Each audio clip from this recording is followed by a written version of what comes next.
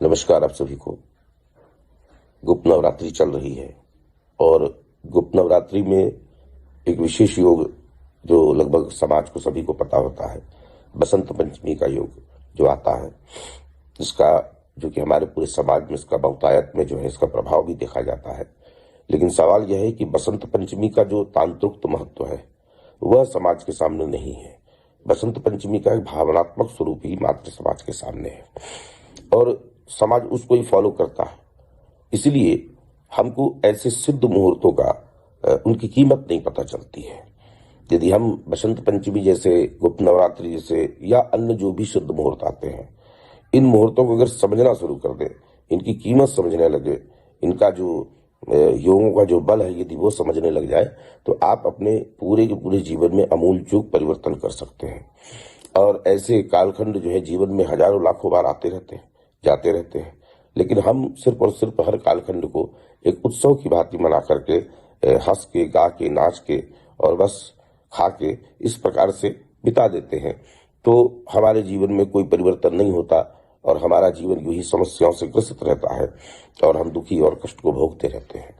जबकि यदि इन्हीं उत्सवों को, इन शुद्ध मुहूर्तों को यदि तंत्र की दृष्टि से देखना शुरू करें और उनको तंत्र में होकर के जीना शुरू करें, इनका मंत्रात्मक, इन शुद्ध मुहूर्तों में मंत्र साधना का अगर किया जाए तो जीवन को परिवर्तित किया जाता है, किया जा सकता है। ऐसे हजारों लाख उदाहरण है समाज में जिन्होंने मंत्र शक्ति से, तंत्र की शक्ति से इस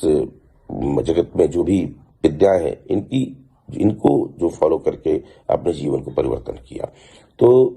इस बसंत पंचमी में क्या कर सकते हैं आप, जन सामान्य क्या करे, बिल्कुल सामान्य तौर पे जो लोग हैं वो क्या कर सकते हैं। तो सबसे अच्छा प्रयोग मैं आपको बता रहा हूं कि बसंत पंचमी में यदि आप अपने बच्चों के जुबान पर सोने की सलाका से, गोल्ड से, अब सलाका आपके पास नहीं है तो जो भी आपके पास गोल्ड का, जो भी आपके पास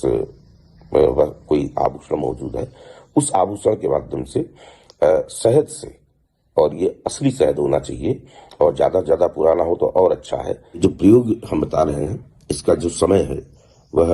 आप किसी पंडित से चौघड़िया देख करके या फिर हम अपने डिस्क्रिप्शन में इसका समय डाल दे रहे हैं कि इस समय विशेष पर यदि आप अपने बच्चे को पूर्व दिशा की ओर श्वेत वस्त्र धारण करवा करके श्वेत आसन पर बिठा करके सामने मां सरस्वती का चित्र लगा करके या मां सरस्वती का यंत्र लगा करके उसका विधिवत पूजन करें, पंचोपचार पूजन करें, उनको भोग लगाएं और पूजन करके यदि स्वयं मां,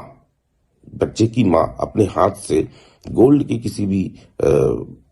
आपके गहने से ही सही आपको शहद से जो है बच्चे की जुबान पे बस एक प्रकार का भाव बनाते हुए, कि वो कितने अच्छे से लिख पा रहा है ये नहीं, भाव बनाते हुए यदि आप अपने बच्चे की जुबान पे स्त्री मंत्र यदि लिख देते हैं उस समय पर, तो ये अपने आप में उस बच्चे के लिए वरदान साबित होगा।